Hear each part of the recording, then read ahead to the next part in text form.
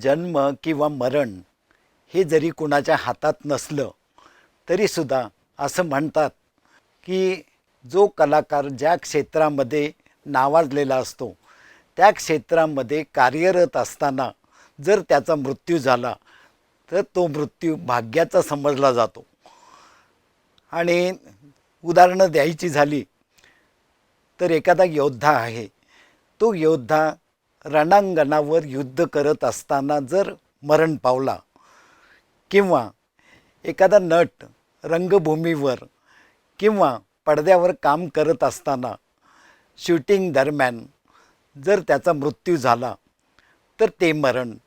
तसं गायकाच्या बाबतीत जर तो गायक किंवा गायिका गाणं सादर करताना स्टेजवर परफॉर्म करत असताना जर त्याचा मृत्यू झाला तर ते गायकाच्या दृष्टीनं भाग्याचं ठरवलं जातं. आणि असं भाग्य किंवा असं भाग्याचं मरण म्हणू आपण त्याला, हे ज्यामुळं गझल या प्रकाराला मान्यता मिळाली आणि जो प्रकार कोठीवरचं गाणं म्हणून हलकं समजला जायचा तो उपशास्त्रीय गायनाचा गझल हा प्रकार जगभर पोचवणारी माहीर कलाकार म्हणजे बेगम अख्तर. त्यांच्या वाट्याला असं मरण आलं. तो दिवस होता 31 ऑक्टोबर 1974. स्थळ होतं अहमदाबादमधलं ऑडिटोरियम. नेहमीप्रमाणे बेगम साहेबांच्या गझलाच्या कार्यक्रमाला हॉल सगळा लोकांनी भरून गेलेला होता आणि एकामागून एक गझला सादर झाल्या आणि शेवट करायचा. तो शेवट कैसे आऊ जमुना के तीर ही जी गाजलेली भैरवी आहे त्या भैरवी ठुमरीनं त्यांनी गाणं चालू केलं आणि संपल्यानंतर गाण्याची शेवटची लकेर झाली आणि त्यांनी तंबोऱ्यावर मान टाकली ती कायमची. हे मरण इतकं चटका लावणारं होतं की लोकांना आधी वाटलं की अतिश्रमानं ग्लानी आली आणि त्यांनी तंबोऱ्यावर डोकं ठेवलेलं आहे. पण त्यानंतर ज्या वेळेला बराच वेळ काही हालचाल दिसेना त्यावेळेला तिथल्या उपस्थितांनी त्यांना जवळ जाऊन बघितलं आणि त्या निस्तेज आणि निष्प्राण दिसल्यानंतर त्यांना ताबडतोब इस्पितळात हलवलं. डॉक्टरनी सांगितलं अतिशय तीव्र हृदयविकाराचा झटकाच आलेला आहे आणि काही सांगता येत नाही. आणि श्रोत्यांच्या काळजांचा एक ठोका चुकला आणि अल्पावधीतच ती बातमी सगळीकडे गेली की बेगम अख्तर या गझल गायिकेचं अहमदाबादमध्ये गात असताना निधन झालं हृदयविकाराच्या धक्क्यानं. त्याच्या आधी त्यांना त्रासही होता हृदयविकाराचा आणि त्रास झाल्यानंतर जेव्हा त्या डॉक्टरना दाखवायला गेल्या त्यावेळेला डॉक्टरनी त्यांना सल्ला दिला की तुम्हाला गाणं सोडलं पाहिजे, नाहीतर कधी तुम्हाला हृदयविकाराचा तीव्र झटका येईल काही सांगता येत नाही. पण हे ऐकल्यानंतर ज्या बाईंचा गाणं हेच श्वास होता अशा बाईंनी अक्षरशः डॉक्टरांना म्हणाला त्या विषादानं ये कैसा मशवरा है, गाना कैसे छोड़ू, ये तो मेरा प्राण है. इसके वजह मुझे गाते गाते मौत भी आ गई तो मुझे पसंद है, वो खुशी की बात होगी मेरे लिए. हे जिथं गायिकेचं स्वप्न होतं आणि ते स्वप्न प्रत्यक्षात उतरलं 31 ऑक्टोबर 1974 साली. अख्तरीबाईंचा जन्म फैजाबाद हे अयोध्येचं जुळं शहर म्हणून ओळखलं जातं. त्या फैजाबादमध्ये उत्तर प्रदेशामध्ये 7 ऑक्टोबर 1914 या दिवशी झाला. त्यांची आई मुश्तरीबाई यासुद्धा प्रसिद्ध गायिका होत्या लखनौमधील आणि त्यांचे गाण्याचे कार्यक्रम व्हायचे. पण कार्यक्रमाला त्यावेळेला मान्यता नव्हती, राजमान्यता नव्हती किंवा शिष्टसंमतपणा नव्हता आणि त्यामुळं त्यांना कोठीवलच्या गायिका असंच त्यांची संभावना केली जायची. तर त्या कोठीवरच्या गायिका होत्या पण गाणं अतिशय तरबेज होतं त्यांचं आणि त्या प्रसिद्ध गायिका होत्या. त्यांच्या पदरी जरी जास्ती मुलं होती तरीसुद्धा गाण्याचं लहानपणापासून जे वेड होतं ते मात्र अख्तरीला. जन्मतःच इतकं त्यांचं सौंदर्य सुंदर होतं की नक्षत्रासारख्या दिसायच्या, म्हणून त्यांचं नाव अख्तरी म्हणजे नक्षत्र असंच ठेवलं गेलं. एक तर रक्तातच गाणं होतं आणि लहानपणापासून आईचं गाणं ऐकतच त्या हळूहळू 4-5 वर्षापर्यंत गाण्यामध्ये त्यांना रुची निर्माण झाली आणि त्यामुळं शाळा शिक्षण ह्या गोष्टीचा त्यांनी अतिशय तिटकारा केला. किंबहुना त्या गेल्याच नाहीत शाळेमध्ये, कारण गाणंच हे त्यांना आवडीचं क्षेत्र होतं आणि ते त्यांनी ओळखलं होतं. आणि एका अर्थानं ते बरं झालं की त्यांनी शिक्षण घेतलं नाही, कारण भले भले उच्च शिक्षित लोक ज्या वेळेला नाराज होतात त्यावेळेला नाराजीनं जे अपशब्द उच्चारतात त्याला आपण बदतमीजी म्हणतो. असे बदतमीजी लोक जेव्हा सुशिक्षित लोक करतात तेव्हा या लोकांचं मोठेपण कळतं की ह्या लोकांना तमीज किंवा सौजन्य हे सांगावं लागत नव्हतं. शिक्षणानं कमी होते हे लोक. दुसरी उदाहरणं, शहनाई नवाज उस्ताद बिस्मिल्ला खान. तिसरं उदाहरण तबला नवाज, की ज्यांचं नाव घेतल्याबरोबर सगळ्या तबले वादकांची बोटं कानाच्या पाळ्याकडे जातात, ते अहमद जान थिरखवा साहेब. ही माणसं अतिशय कमी शिकलेली किंवा न शिकलेली, शाळेची पायरी पण न चढलेली. ज्या वेळेला त्यांना रेकॉर्डिंग झाल्यानंतर व्हाउचर दिलं जायचं तर व्हाउचरवर ते अंगठा उठवते. एकदा असं झाल्यानंतर व्हाउचरवर अंगठा उठवताना त्या संबंधित कारकुनानं त्यांना म्हणलं, तुम्ही एवढे मोठे कलाकार आहात आणि तुम्ही अंगठा उठवता. त्यांनी बघितलं त्याच्याकडं आणि उत्तर अगदी नरम शब्दात दिलं, तुमच्यासारखे सुशिक्षित लोक या देशात किती आहेत. तर त्या प्रश्नानं ते चक्रावले आणि म्हणले, असतील खूप लाख करोड लोकसुद्धा असतील. आणि म्हणले, माझ्यासारखे कमी शिकलेले किती, ते कोटीत असतील. असं असताना तबल्यामध्ये जे आज माझं नाव आहे त्या तबल्याची एवढी जाणकारी किंवा एवढं तयारीनं वादन करणारा दुसरा कोणी आहे का. तर त्यानं खाली मान घातली आणि नाही म्हणून उत्तर दिलं. तर असं हे लोक कमी शिकलेले पण त्यांच्या रक्तामध्ये जे सौजन्य होतं ते भल्या भल्या शिकलेल्या लोकांच्याकडं नव्हतं. लहान असतानाच आईनं त्यांची गाण्याची आवड ओळखली आणि त्यांना गाण्याचं रीतसर शिक्षण देण्यासाठी एका उस्तादांची नेमणूक केली. ते उस्ताद म्हणजे उस्ताद आता महम्मद खां. हे आता महम्मद खां हे पतियाळा घराण्याचे गायक होते. आणि पतियाळा घराण्याची गायकी, कारण गायकीमध्ये 2 घराणी समजली जातात. एक शास्त्रीय संगीत काटेकोरपणानं परंपरा जसं आलं तसं सादर करणारे, आणि दुसरं त्याच्यामध्ये भावानुकूलता किंवा रसानुकूलता गाणं, ते गाणं रसिकांच्यापर्यंत अतिशय चांगल्या प्रकारे पोचवणं. रसनिष्पत्ती हा ज्याचा स्थायी भाव आहे, असं त्याला रोमॅन्टिसिझम असं म्हटलं जातं. तर या क्लासिसिझम आणि रोमॅन्टिसिझम या 2 घराण्यापैकी पतियाळा घराणं हे जास्ती करून रोमॅन्टिसिझम, ज्याला भावपूर्ण गायकी असं म्हणतो. आणि जी 2 प्रचंड मोठी उदाहरणं देशभरात किंवा आंतरराष्ट्रीय स्तरावर गाजली, दोन्ही उपशास्त्रीय गायक म्हणून गाजले. अर्थात त्यातले उस्ताद बडे गुलाम अली खां हे ठुमरी सम्राट म्हणून गणले गेले, तरीसुद्धा शास्त्रीय गायनाची तयारी त्यांची जबरदस्त होती. पण ते गायनसुद्धा असं सादर करायचे की त्याच्यामध्ये वृक्षता किंवा व्याकरण ह्या गोष्टीला फाटा देऊन, जरी ते गाणं रागाच्या ठराविक नियमाच्या चौकटीमध्ये असलं तरीसुद्धा त्यातनं रसनिष्पत्ती होणं हा स्थायी भाव असला. त्यामुळं पतियाळा घराण्याचे उस्ताद बडे गुलाम अली खां असोत किंवा त्याच घराण्याची गायकी शिकलेल्या या बेगम अख्तर साहिबा असोत, यांनी उपशास्त्रीय गायन याला एक दर्जा प्राप्त करून दिला आणि रसनिष्पत्ती करून हे गाणं श्रोत्यांच्यापर्यंत आणि जास्तीत जास्त श्रोत्यांच्यापर्यंत अतिशय भावनापूर्णतेनं रसिलेपणानं पोचवलं. म्हणून ही गायकी महत्त्वाची या पद्धतीनं जात. थोडे वर्ष आता मोहम्मद खां यांच्याकडं शिक्षण झाल्यानंतर अब्दुल करीम खां साहेबांचे भाऊ उस्ताद वहीद खां यांच्याकडं त्यांची तालीम सुरू झाली. अब्दुल करीम खां हे किराणा घराण्याचे गायक, त्याचप्रमाणे अब्दुल वहीद खां हे सुद्धा किराणा घराण्याचे गायक.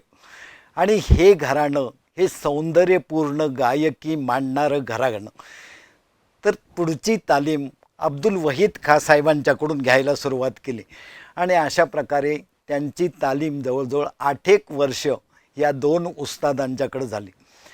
आणि त्यानंतर त्या गाण्यामध्ये तयार झाल्या, तरबेज झाल्या याची खात्री झाल्यानंतर त्यांना जलसा करायला परवानगी या उस्तादांनी दिली गाणं करण्यासाठी, जाहीर कार्यक्रम. आणि ते जाहीर कार्यक्रम सुरू झाले. पण त्यावेळेला अयोध्या किंवा फैजाबाद या ठिकाणी मोठं केंद्र नव्हतं, लखनौला मोठं केंद्र होतं. पण लखनौपेक्षासुद्धा त्यावेळेला जास्ती करून कलकत्ता इथं फिल्म इंडस्ट्री पण होती आणि तिथं उर्दू आणि पारसी नाटकं पण व्हायची. याचं एक आकर्षण त्यांना होतंच बेगम साहेबांना. पण त्याचबरोबर दुसरी गोष्ट अशी होती की कलकत्त्यामध्ये ठुमरी गायनाचं जे नाव मशहूर होतं ते म्हणजे जद्दनबाई. ह्या जद्दनबाई म्हणजे अभिनेत्री नर्गिस, ज्यांनी एक जमाना गाजवला, त्या अभिनेत्री नर्गिस यांच्या आई. त्यामुळं जद्दनबाईंची ठुमरी गाता येणं हे त्यांनी कलकत्त्यामध्ये गेल्यानंतर ठरवलं की आपण गाणं शिकायचं ते जद्दनबाईंची ठुमरी सादर करण्यासारखं. आणि त्यात कलकत्त्याला गेल्या. कलकत्त्याला जद्दनबाईंची भेट घेतली. त्यांनी परीक्षा घेतली, बेटी तुला कितपत गाता येतं. त्यांना जे गाता येतो ते त्यांनी गाऊन दाखवलं. त्यानंतर खात्री पटली त्यांची की ही मुलगी खरोखरच गाण्यामध्ये रुची असलेली आहे आणि हिला ठुमरीची ओढ आहे. हे झाल्यानंतर जाणवल्यानंतर जद्दनबाईंनी त्यांना ठुमरीचं शिक्षण देण्यास सुरुवात केली. ठुमरी हा गाणं प्रकार हा रसनिष्पत्ती करणारा, भावनिष्पत्ती करणारा आणि श्रोत्यांच्या हृदयापर्यंत पोचणारा असा उपशास्त्रीय गायनाचा प्रकार. तो आत्मसात चांगल्या प्रकारे केला आणि त्यानंतर त्यांनी तिथं उरलेल्या वेळामध्ये उर्दू आणि फारसी नाटकं व्हायची, पारसी या भाषेमधली. त्या भाषेमध्ये नाटकामध्ये नायिकेची कामं करायला सुरुवात केली. गाणं पण म्हणायचं आणि अभिनय पण करायचं, असं त्यांचं सुरू झालं.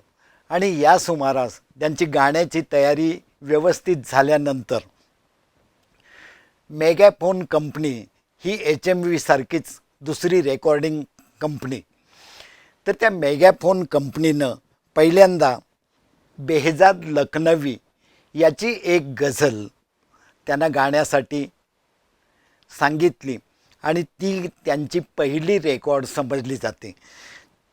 ती रेकॉर्ड बेहजादचे शब्द होते, वो असीरे जाने बला हूँ मैं, जिसे आसमां ने मिटा दिया, जिसे हर नज़र ने गिरा दिया, जिसे खाक ही में मिला दिया.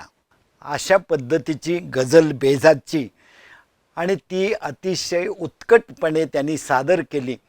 आणि 3 मिनिटाची रेकॉर्ड त्यावेळेला करताना रेकॉर्ड संपताना 5 सेकंद राहिले की प्रत्येक गायकाला किंवा गायिकेला आपलं नाव सांगायला लागायचं. त्यावेळेला ही रेकॉर्ड संपल्यानंतर शेवटच्या 5 सेकंदात त्यांनी आपलं नाव सांगितलं, मैं हूँ अख्तरी फैजाबाद की. आणि त्यानंतर त्यांची रेकॉर्ड ती हातोहात खपली. कलकत्त्यापासून ती देशभरात पोचली आणि देशभरात पोचल्यानंतर ह्या रेकॉर्डची गायिका कोण, तिचे गाण्याचे कार्यक्रम कुठं होतात, कधी होतात हे बघण्यासाठी श्रोत्यामध्ये एक उत्सुकता निर्माण झाली. पण त्यावेळेला त्याने उर्दू फारसी नाटकं त्याच्यामध्ये कामं करणं चालू केलं होतं. ती कामं बघून आणि ही गाजलेली गझल सगळीकडे पोचल्यानंतर त्यांना मुंबईच्या फिल्म इंडस्ट्रीमध्ये बोलावून घेतलं गेलं आणि मुंबईच्या फिल्म इंडस्ट्रीमध्ये त्यांना चंद्रमोहन हा एक गाजलेला कलाकार होता, देखणा अतिशय, आणि त्याच्याबरोबर यांना चित्रपट दिला. चित्रपटाचे दिग्दर्शक होते मेहबूब खान. या मेहबूब खानने चंद्रमोहन आणि अख्तरी फैजाबादी यांना एकत्र घेऊन रोटी हा चित्रपट निर्माण केला. या रोटीचं संगीत अनिल विश्वास यांनी बनवलं होतं. अनिल विश्वास 1935 पासून चित्रपट संगीताच्या क्षेत्रात होते. त्यांचं नाव होतं आणि म्हणून मेहबूब खानी अनिल विश्वास यांना सांगितलं या अख्तरी फैजाबादींच्या 2-3 रेकॉर्ड्स तरी निघाल्या पाहिजेत. आणि त्या चित्रपटामध्ये 3 गझला त्यांनी म्हटल्या. त्या 3 गझला तो चित्रपट अतिशय गाजला चंद्रमोहनबरोबर. आणि त्यामुळं अख्तरी फैजाबादी ही गायिका आणि अभिनेत्री असे म्हणून त्यांची प्रसिद्धी झाली. तिथून पुढं त्यांनी आणखीन 2 चित्रपटामध्ये भूमिका केल्या. चित्रपटांची नावं होती नसीब का चक्कर आणि मुमताज बेगम. ह्या 3 चित्रपटामध्ये कामं केली, परंतु त्याच्यामध्ये त्यांना जास्त रस वाटला नाही. त्यापेक्षा एकापेक्षा एक चांगल्या गझलांच्या शोधात त्या राहिल्या आणि असे शायर त्यांना मिळू लागले. एकापेक्षा एक नामांकित शायर त्यांना मिळू लागले. त्यांना वाटावं लागलं की अरे, आपली गझल जर या कलाकारानं गायली तर हिंदुस्थानभर आपलं शायर म्हणून पण नाव होईल. गझल तर यांच्यामुळं गाजणार आहे, पण शायर म्हणून आपलं नाव व्हायचं असेल तर या कलाकारानं आपली गझल गायली पाहिजे. आणि तसा योग जुळून आला आणि शकील बदायुनी यांनी 1939च्या सुमारास गझल लिहिली आणि ती यांच्याकडं बेगम साहेबांच्याकडं सुपूर्द केली. बेगम साहेबांनी त्या काळात त्या स्वतः संगीत देत नव्हत्या, त्यामुळं चाल कुणी करायची तर त्यांच्या बऱ्याच त्यावेळी गाजलेल्या गझलांच्या चाली हिंदी चित्रपटातले नंतर नाव मिळालेले संगीतकार खय्याम यांनी त्या स्वरबद्ध केल्या होत्या. खय्यामांनी संगीतबद्ध केल्या आणि शकील बदायुनीची ती गझल त्यांनी गायली आणि त्या गझलचे शब्द होते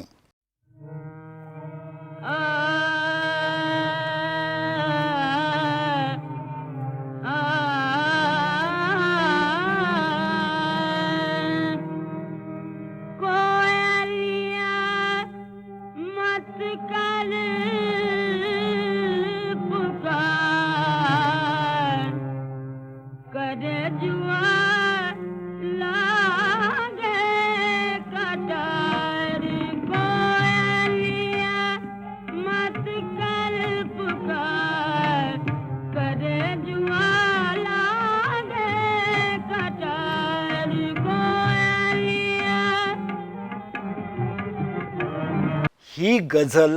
आणि त्याच्या मागं कारण पाठपोट 3.25 मिनिटाची रेकॉर्ड ही पाठपोट असायची.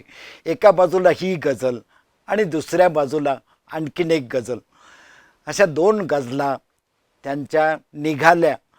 आणि त्या गझला बाजारात आल्याबरोबर, कारण त्यावेळेला रेडिओ हा सगळीकडं नव्हता, त्यामुळं त्यावेळेचे जे ग्रामोफोन रेकॉर्ड लावण्यासाठी जे ग्रामोफोन होते ते सुद्धा HM20 तयार करायचे.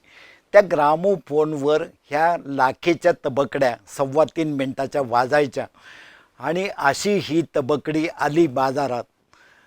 ए मोहब्बत तेरे अंजाम पे न रोना आया. सगळ्या हिंदुस्थानात त्या गझलचा बोलबाला झाला. सगळीकडं शकील बदायुनी हे नाव गाजलं आणि त्यानंतर चित्रपटसृष्टीचे दरवाजे शकील बदायुनी यांच्यासाठी उघडले. नंतर त्यांनी इतिहासच घडवला. पण पहिलं नाव शकील बदायुनी हे गाजण्यासाठी बेगम अख्तरांचा आवाज लागला आणि ती गझल आणि तो शायर आणि हा कलाकार सगळ्या हिंदुस्थानभर पोचला. त्या रेकॉर्डची तडाखेबंद विक्री झाली आणि त्यानंतर दर 15-3 आठवड्यानं त्यांच्या 2-2 गझला यायला लागल्या. ही गझल किती ऐकायची लोकांनी, तर अक्षरशः ती रेकॉर्ड जेपर्यंत लोकांनी त्या गझलची पारायणे केली वारंवार ऐकून, कारण त्या चऱ्यामधून पिन फिरायची, त्यामुळं त्या लोखंडी पिनेमुळं ती रेकॉर्ड काही दिवसानं खराब व्हायची आणि खराब झाल्यानंतर दुसरी रेकॉर्ड विकत घ्यायला लागायची. आणि रेकॉर्डच्या भरपूर प्रती असल्यामुळं सगळीकडं HMV डीलरांच्याकडं ही रेकॉर्ड प्रसिद्ध झाल्यानंतर सगळ्या डीलरनी ही रेकॉर्ड ठेवायला चालू केली. एक आठवण इथं सांगणं महत्त्वाचं आहे. ही रेकॉर्ड पुण्यामध्ये आल्यानंतर पुण्यामध्ये त्यावेळेला शिकत असलेले पु ल देशपांडे, जे नंतर प्रख्यात साहित्यिक झाले, आणि त्यांच्याबरोबर वसंतराव देशपांडे यांनी पुढं गाण्यामध्ये नाव मिळवलं. तो किस्सा नंतर येणार आहे. पण ह्या दोघांनी आणि त्यांच्या जोडीला असणाऱ्या मधु गोळवलकर या संगीतकारांनी, नंतर संगीतकार झाले ते, पण हे तिघं मित्र किती वेळेला ह्या रेकॉर्ड्स ऐकायचे, तर 10 वेळेला 15 वेळेला एक रेकॉर्ड एक आठवड्यात वाजवायचे आणि त्यातल्या सगळ्या जागा गळ्यातून काढायचा प्रयत्न करायचा. इतकं ही रेकॉर्ड ऐकली गेली आणि म्हणायचे, पुलंनी सांगितलं आहे आपल्या बेगम अख्तर यांच्या लेखामध्ये, की या रेकॉर्डचे आम्ही सप्ते साजरं करायचं आणि दुसरी रेकॉर्ड बाजारात कधी येते बेगम साहेबांची यांची वाट बघायचं. आणि त्यांना फार वाट बघायला लागायचं नाही. महिन्याभरात आणखीन 2 रेकॉर्ड, महिन्याभरात आणखीन 2 रेकॉर्ड, असं करत त्यांच्या गझलांनी अफाट लोकप्रियता मिळवली. आणि 37 ते 39 हा काळ त्यांच्या गझलांचं हिंदुस्थानभर नाव झालं, पारायणं झाली आणि बेगम अख्तर हे नाव गझलबरोबर जोडलं गेलं. त्याच्याबरोबर दुसरी गझल गाजली ती बेहजाद लखनवी या शायरची. त्यानं लिहिलं,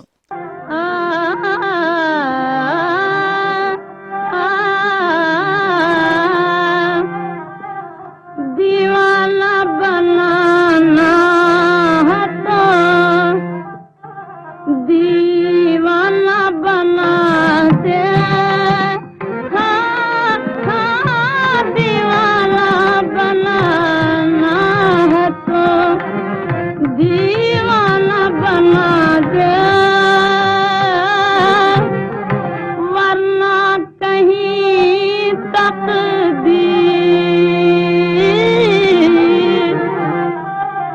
वरना कहीं तकदीर तमाशा न बना दे, हाँ हाँ वरना कहीं तकदीर तमाशा न बना.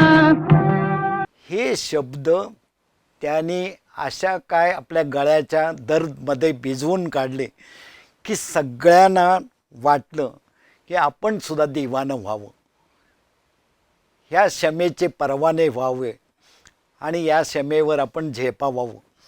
आणि बेजादची ही गझल गाजली आणि त्यानंतर शकीलचं आधीच सांगितलं. पण ह्या गझला संदर्भात एक इथं आठवण पंडित जसराज यांनी जी आत्मचरित्रामध्ये लिहून ठेवलेली आहे ती म्हणजे, शाळेला जाताना दररोज एक दुकान होतं, त्या दुकानाबाहेर करण्यावर ही रेकॉर्ड लागायची, ए मोहब्बत तेरे अंजाम पे रोना आया आणि दीवाना बनाना है तो दीवाना बना दे.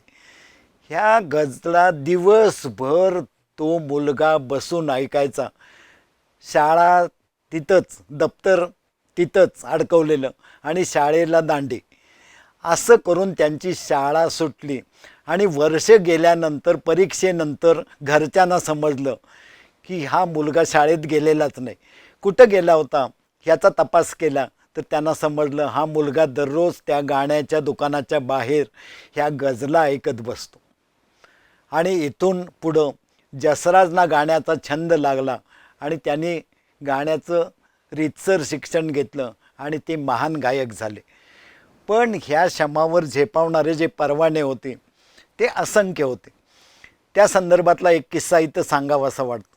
रसिक हे किती पराकोटीचे असतात त्याचा हा किस्सा, जो बेगम साहेबांनी ते रसिक वारल्यानंतर त्यांच्या पहिल्या पुण्यतिथीला सांगितलं. त्या काळी इंदोरचे रामू भैया दाते हे रसिक ह्या रेकॉर्ड्स ऐकून त्या रेकॉर्डच्या प्रेमापोटी ज्या वेळेला ते लखनौला गेले, एक ट्रायब्युनलची केस चालवायची होती त्यांना. त्या ट्रायब्युनलच्या केसच्या संदर्भात रामू भैया लखनौमध्ये गेले.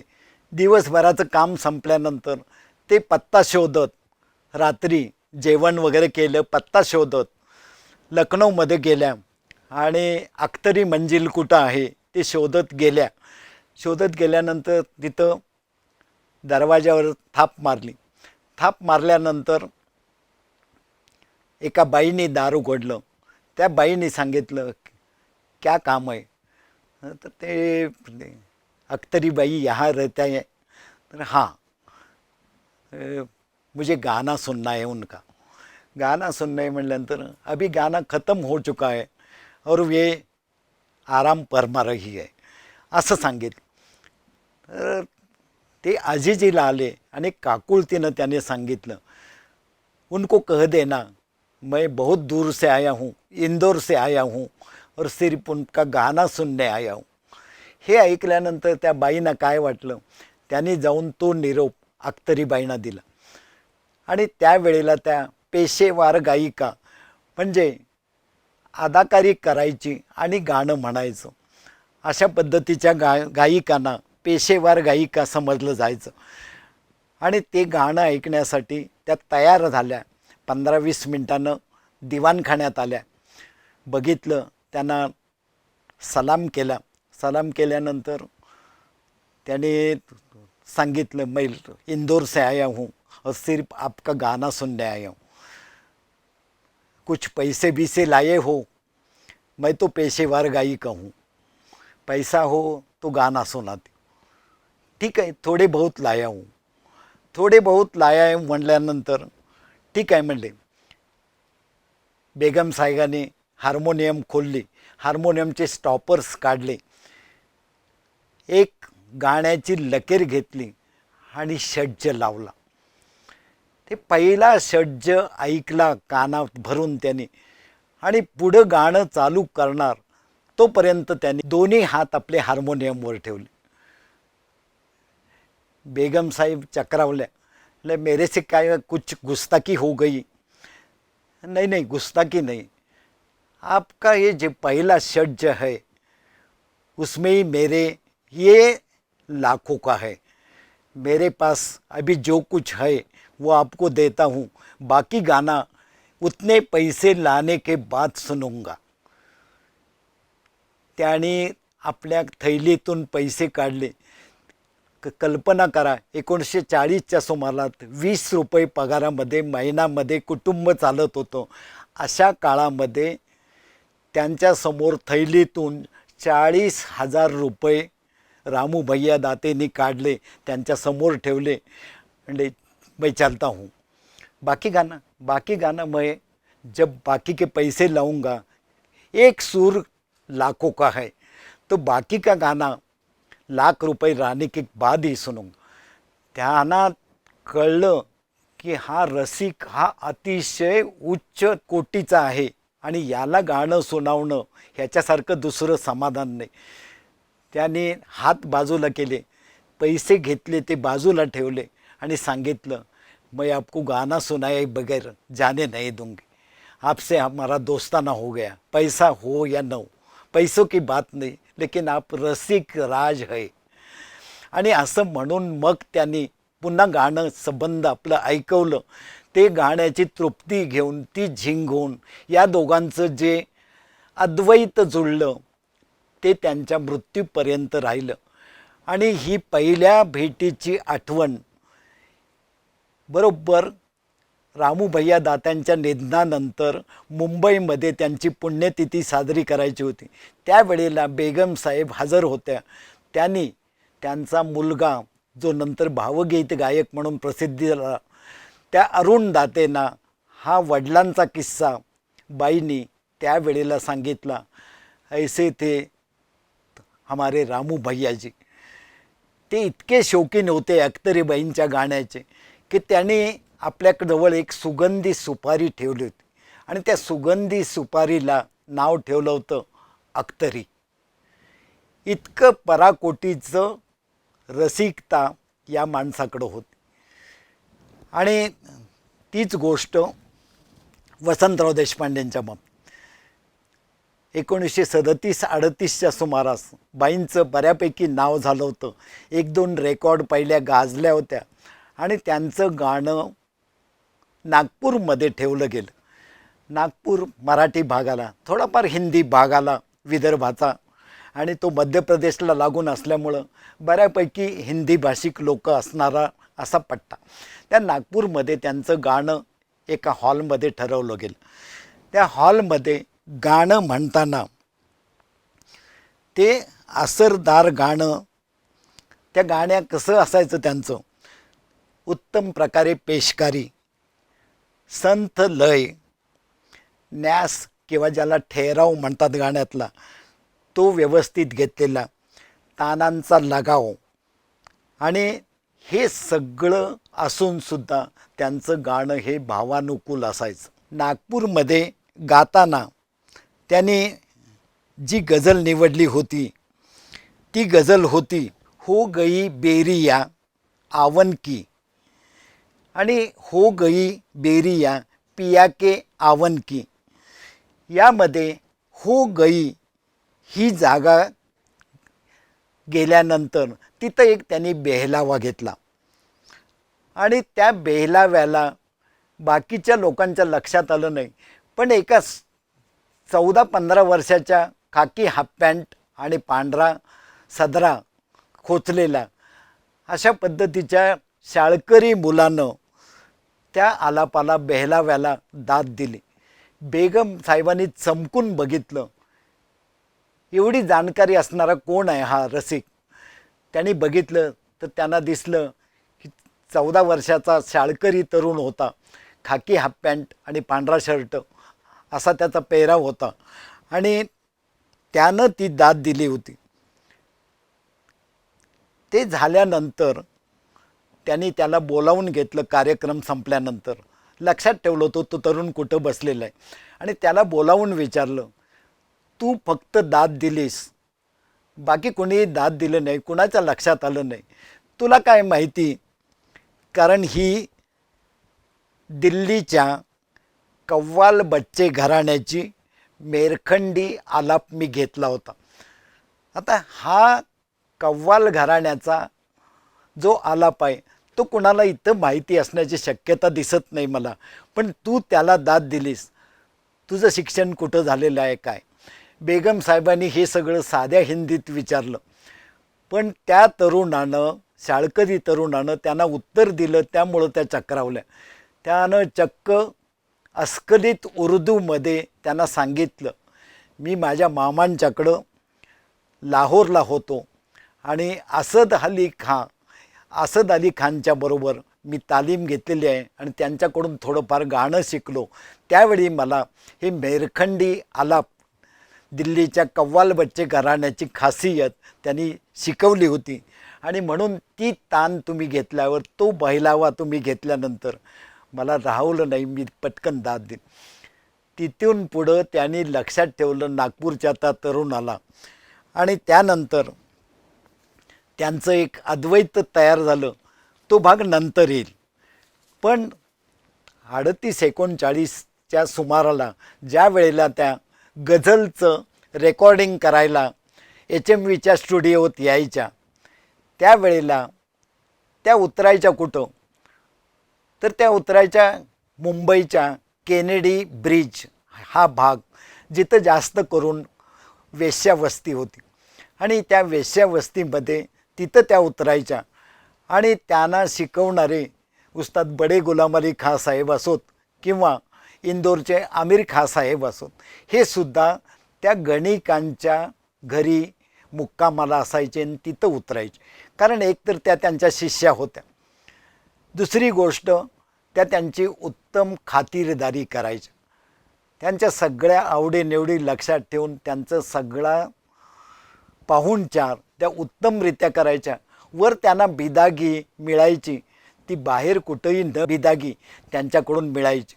आणि यामुळं हे दोन्ही उस्ताद आणि बेगम साहेबा पण जास्ती करून मुक्काम करायच्या त्या केनेडी ब्रिज जवळच्या वस्तीत. आणि त्यांना रेकॉर्डिंगसाठी आणण्याची जबाबदारी त्यावेळेला HMVमध्ये नोकरीला असलेले GN जोशी, जे स्वतः भावगीत गायक म्हणून महाराष्ट्राला परिचित आहेत, संगीतकार म्हणूनही परिचित आहेत, पण त्यावेळेला ते नुकते HMVमध्ये नोकरीला लागले होते. आणि कलाकारांना बोलावून आणणं, त्यांचा आदर सत्कार करणं, त्यांना मूडमध्ये आणणं आणि रेकॉर्डिंग करून घेणं, ही कामं त्यांच्याकडे सोपवली जायची. पण ह्या वस्तीत जाताना त्यांना नेहमी छाती धडधडत असायची. इथं जर एखाद्या ओळखीच्या माणसानं आपल्याला बघितलं, इथं तुम्ही काय करायला आला, तर काय उत्तर द्यायचं, या भीतीपोटी खाली मान घालून भराभर ते जिने चढून जायचे. आणि एकदा त्या खोलीत गेले की मग सुटकेचा निश्वास टाकायचे की हुश्य, कोणी ओळखीचं भेटलं नाही, नाहीतर आपत आली असती या ठिकाणी आपल्याला बघितल्यानंतर. पण ह्या लोकांना ते आवडायचं, कारण त्या अतिशय उत्तम तयारीनं त्यांचं गाणं ऐकायच्या, ते गाणं आत्मसात करायच्या आणि ते सादर करायच्या, कारण त्या पेशेवर गायिका होत्या. पण त्या समाज मान्यता त्यांना नसल्यामुळं अशा ठिकाणी जाणं हे शिष्टसंमत नसतं, म्हणून त्या काळी तिथं जाणं निषिद्ध समजलं जायचं.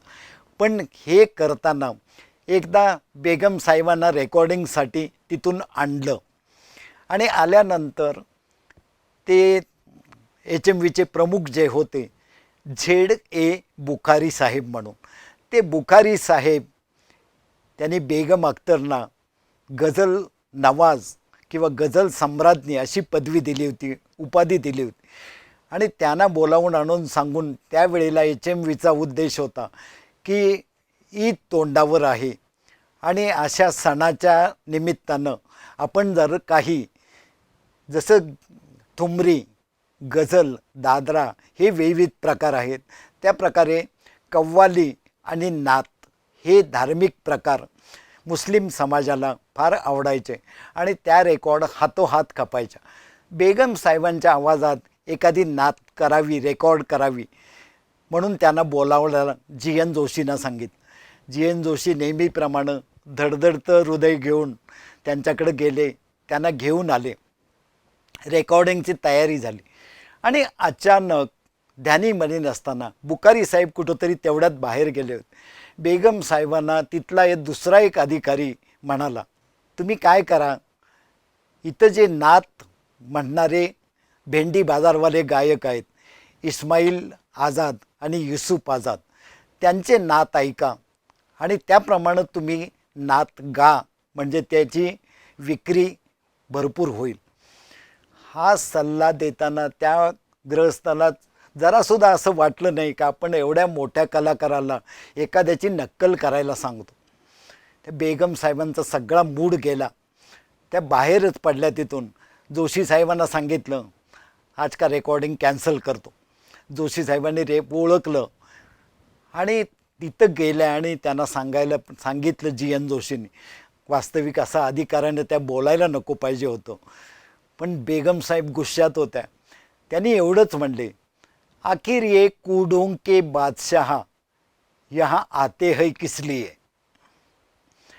और मशवरा देते हैं, किसको मशवरा देना, क्या मशवरा देना, इतना तो ख्याल रखना चाहिए.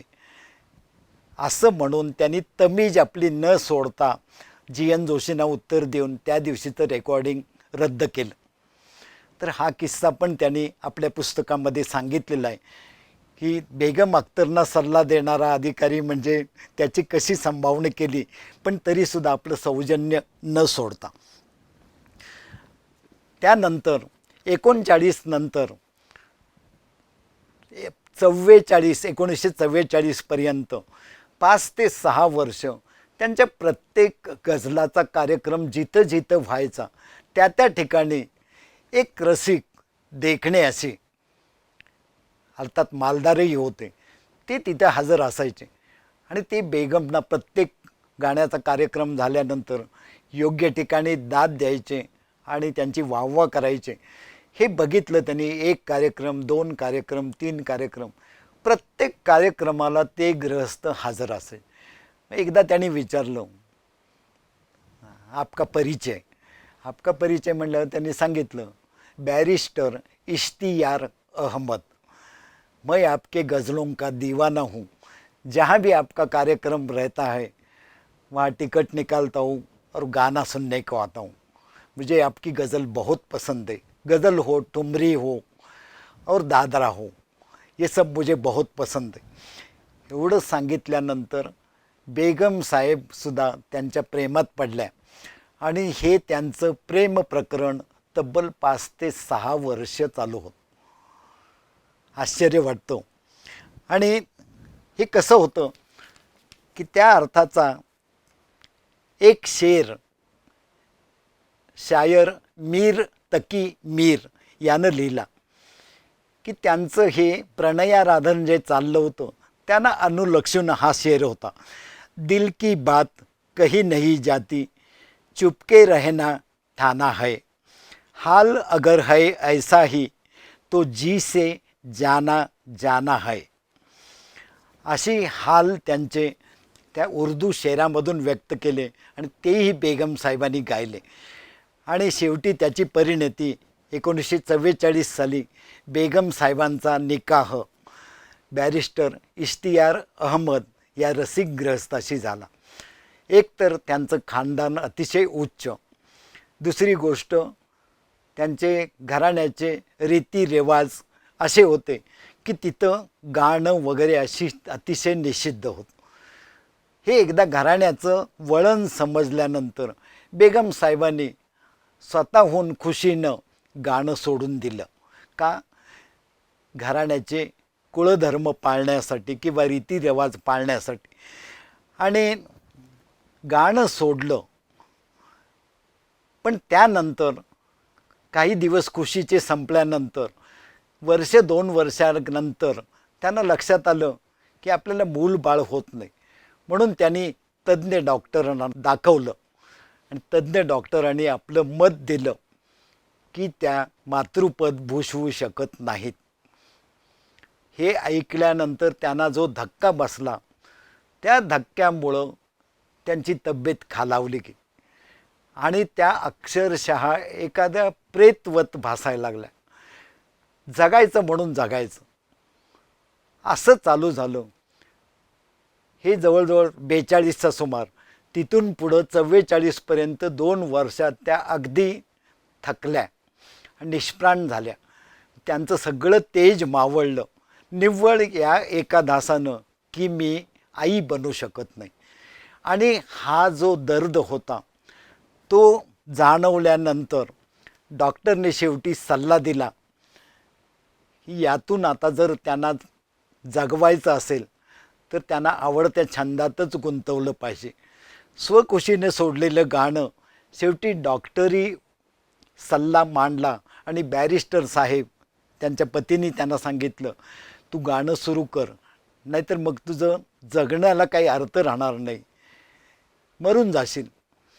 आणि हा सल्ला मांडल्यानंतर परत एकदा ज्याप्रमाणे नवीन अंकुरतं बीज, नवीन अंकुरतं आणि त्याला पालवी फुटते, तसं त्यांच्या गझल सादरीकरणाला नवीन धुमारे फुटले. आणि या नवीन धुमाऱ्यामधून एक जी वेगळी हुरहुर जी त्यांच्या रक्तामधनं बळबळ वाहत होती, ती जखम त्यांच्या रक्तातूनच वाहत होती आणि ती बळबळ, ती जखम विविध गझलातून त्यांच्या आवाजातल्या दर्दमुळं बाहेर पडायला लागली. आणि दर्द भरा या आवाजामध्ये नंतर ज्या गझला झाल्या त्या मात्र लाईफ टाईम अचीवमेंट ज्याला म्हणतो अशा गझला झाल्या, ज्याच्यामुळं त्यांचं आणखीनच गझल सम्राज्ञी हे नाव नक्की झालं 1944 नंतर. पण ती मधली वेळ सगळी गाण्याशिवाय गेली होती. परत एकदा त्यांनी कसून तयारी केली आणि त्यानंतर ज्या ज्या शायरांना वाटायचं की आपले शेर त्यांनी म्हणावेत, आपली गझल त्यांनी निवडावी, त्या सगळ्या गझल गायकांचं त्यासाठी उर्दू तर त्यांना चांगलंच येत होतं, पण हिंदी, ब्रिज भाषा, उर्दू, फारसी ह्या सगळ्या भाषांचा, अवधी भाषा, भोजपुरी भाषा, कारण कृष्ण राधा यांचा जो प्रणय होता तो व्यक्त करण्यासाठी अवधी, भोजपुरी या भाषेमध्ये काही गवळणी वजा लिखाण केलं गेलं, ज्याचं रूपांतर ठुमऱ्यामध्ये झालं, काही त्याचं रूपांतर गझलामध्ये झालं आणि त्या सगळ्या गझल ठुमऱ्या अख्तरीबाईंनी गायला सुरुवात केली. एखादी पसंतीची गझल, त्यासाठी या विविध भाषांचा अभ्यास त्यांनी केला, कारण एवढे सगळे ग्रंथ आपण अभ्यासून त्यातनं आपल्याला पाहिजे तो भावार्थ असलेली गझल निवडायची. गझल निवडल्यानंतर त्याच्यावर विचार करायचा, त्यातला भावार्थ समजून घेतल्यानंतर मग त्या गझलेला स्वरबद्ध करताना त्याचा भाव समजून घ्यायचा. जर चांगली छेडखानी प्रणयरम्य गझल असेल तर त्यासाठी चांगले राग निवडायचे, जसे की बागेश्री, भीमपलास अशासारखे राग निवडायचे. तेच जर गझल करुण रस प्रधान वाटली त्यांना तर त्यासाठी भैरवी म्हणा, जौनपुरी म्हणा अशा प्रकारचे गंभीर राग त्या निवडायच्या. की एकदा ठरवलं की ही गझल या रागामध्ये बांधायची, त्यासाठी त्यांनी मग वृत्त कसे असतात, छंद काय असतात, ह्या सगळ्या काव्याच्या अंगांचा अभ्यास केला आणि मग मात्र त्यांचं गाणं परिपूर्ण होऊन उमलू लागलं. आणि एकदा पु ल आणि वसंतराव यांनी ठरवलं, आपण आता लखनौला जाऊन मी तुम्हाला ओळख करून देतो. म्हणून त्यांनी जी गोष्ट ह्या दोघांना अप्राप्य वाटत होती, कधी काळी आपण या गझलेंची ज्याची पारायणं केली त्या मालकिणीला, सुरांच्या मालकिणीला कधी काळी आपण भेटू यावर विश्वास बसत नव्हता. पण योगायोगानं त्यांची गाठ रामू भैया दातेंच्याबरोबर झाली. रामू भैया दाते म्हणले, चला मी तुम्हाला घेऊन जातो, आणि ते त्यांना लखनौला अख्तरी मंजिलमध्ये घेऊन गेले. आणि मग जो दोस्ताना जमला, कारण पु ल हार्मोनियम वादनात निष्णात होते, त्यामुळं त्यांना त्या मास्टरजी म्हणायला लागल्या आणि वसंतरावना वसंतरावजी म्हणून त्यांना हाक मारायचं. कैसे हो वसंतरावजी म्हणून, कारण त्यावेळेला त्यांनी लक्षात ठेवलं होतं. त्यांनी नंतर त्यांना ओळख देताना सांगितलं, मी तुमच्या नागपूरमध्ये गझलेला मेरखंडीत दिल्लीच्या बच्चे कव्वाल घराण्याची जी बहिलावा घेतला त्याला दाद दिली होती मी तुम्हाला, आणि तुम्ही मला बोलावून विचारलं होतं, तोच मी. मग आता काय करता, तर आता मिलिट्री अकाउंट्समध्ये नोकरी करतो. आप इतने महान गायक है, आपको नौकरी की ज़रूरत ही क्या है, वो तो सरकारी नौकरी है, वो कॉलम भरना, ये करना, वो करना, कैसे आप लोग हैं, गाने में आपका इतना ऊंचा स्थान है और फिर भी आप ये कारकून ही कहते. वसंतराव म्हणाले, काहीतरी संसाराच्या आमच्या मजबुरी आहेत आणि त्यामुळे हे करणं भाग आहे. पण नंतर असं झालं, 1963च्या सुमाराला वसंतराव देशपांड्यांची बदली नेफासारख्या ठिकाणी झाली. आणि त्या जंगलामध्ये बदली झाल्यानंतर पहिल्या महिन्याभरात ते आजारी पडले. आणि आजारी पडल्यानंतर त्यांची फोनाफोनी मात्र लखनौला बेगम साहेबांच्या बरोबर सुरू होती. शेवटी बेगम साहेबांनी ओळखलं की हे आता इथं रमणार नाहीत, आणि अशा म्हणजे वृक्ष ठिकाणी राहण्यापेक्षा त्यांना आपण गाण्याच्या शिकवण्या देऊ, मी तुम्हाला गाण्याची कार्यक्रम मिळवून देते, पण तुम्ही नोकरी सोडा.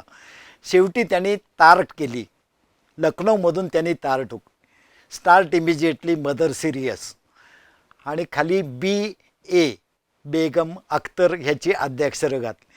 त्या मिलिटरीवाल्याला समजलं नाही की हे पुण्याचे ग्रस्त आहेत आणि लखनौहून तार कशी आली एवढं त्यांनी बघत बसले नाहीत. मदर सिरियस स्टार्ट इमिजिएटली म्हटल्यानंतर त्यांची रजा मंजूर केली. ती रजा संपवल्यानंतर तिथूनच त्यांनी राजीनामा पुण्यातून पाठवून दिला आणि मग वसंतराव देशपांडे हे बेगम अख्तर यांच्या सांगण्यावरून गायन क्षेत्रामध्ये पडले आणि तिथून पुढं त्यांना गाण्याचे कार्यक्रम मिळायला लागले.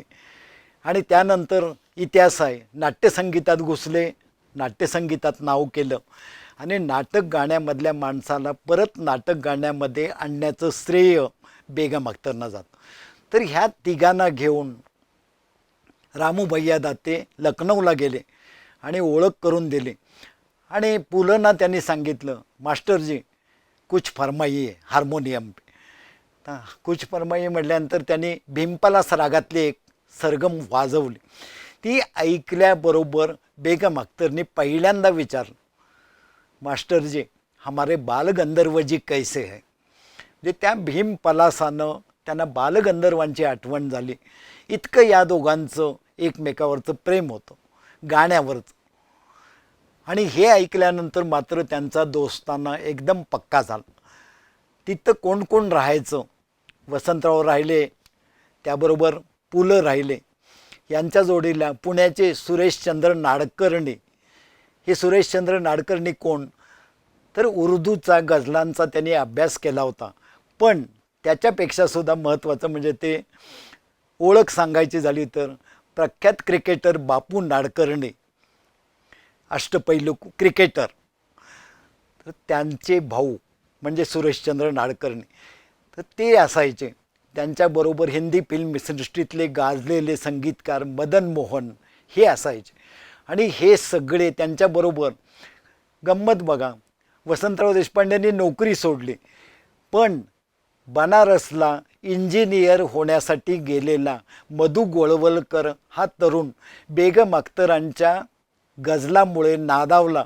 तिथं त्यानं तार सनई आणि सारंगी शिकून घेतली आणि बेगम साहेबांना साथ करण्यामध्ये त्यांनी आपली उमर घालवली. म्हणजे इतके ह्या शमेचे परवाने जे झेपावणारे होते, किती नावं सांगितली बघा. तर मदन मोहनला हे सगळे लोक 8-8 दिवस 15-15 दिवस त्यांचा पाहुणचार घ्यायचे आणि मग मुंबईला आले की पुन्हा आपापल्या कामामध्ये जायला. आणि अशा काळामध्ये मुंबईला मधनंच बेगम अख्तर फोन करायच्या, अरे मदन क्या है बेगम साहिबा, अरे तुम्हारी वो गज़ल सुनाओ. कौन सी.